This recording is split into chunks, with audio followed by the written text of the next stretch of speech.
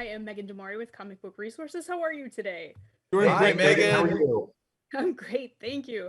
We have a bet right now. Oh yeah? The three of us. Yeah. We'll let you know if we win or lose. Okay, Yeah. all right, sounds good.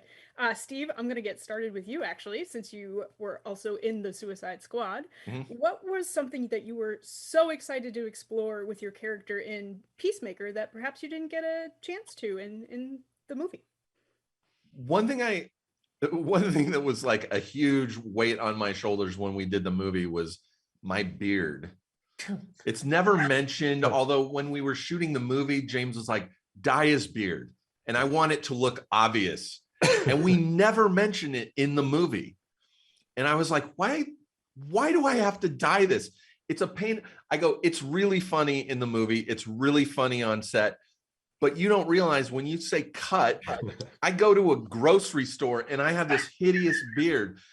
I go to Starbucks and I order and they're looking at my chin like, does this guy know does this guy think he looks good when he leaves the house? And it pays off in the series, like granted in the form of me being the butt of all of Peacemaker's jokes, but at least it's brought to people's attention, you know? Now, Robert, I am coming for you next. Auggie Smith obviously is not a great guy, but Not a great guy, but he is an engineering genius. he is, and that's I wanted to know how you grounded this character without letting him become, something of a caricature. Well, that's basically a compliment to James Gunn because he really created the character, and I'm just facilitating his needs to dispense the dialogue. Father-son relationships are very complicated, and certainly this one with Peacemaker is one for the ages, man. I mean, his father's not going to give him a break on anything.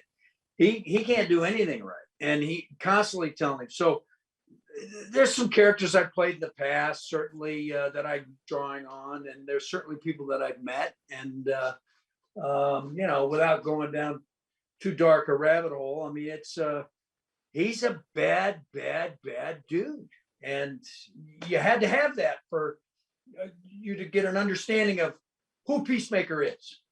Now, Peter, this next question is for you because you've been working with WB for quite some time now, and on a couple of DC projects specifically. What is it about Peacemaker that you think makes it stand out from, some of the other projects you've been involved in? Mostly it's the opportunity to work with, James Gunn in kind of an unfettered manner. The idea of being able to give James 8 episodes of real estate to really let his mind go crazy. So he really had tremendous creative freedom to explore everything he wanted to explore, both with Chris Smith, but also Economos and Harcourt and Myrn and everybody else. So, what really sets it apart was, the threshold we had going in was, how do we make something that's different from any other superhero show or any other show on television?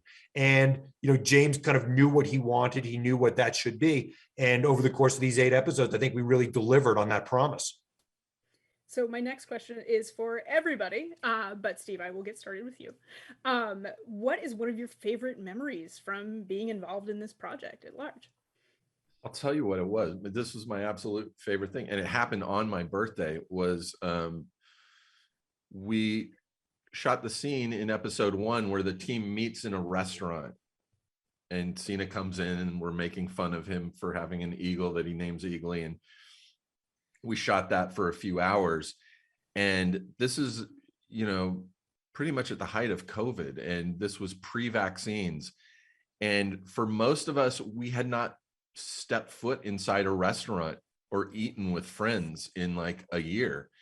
And it almost brought like a tear to my face to like be able to, granted it's a set and it's it's all, bells and whistles, but like I was sitting at a table in a restaurant with John and Danielle and my friend Jen and Chuck, and they would say cut and they're like, okay, we need to move the cameras for coverage. And I don't think any of us wanted to get up from the table. We wanted to just keep talking there. That was hands down my favorite moment of shooting.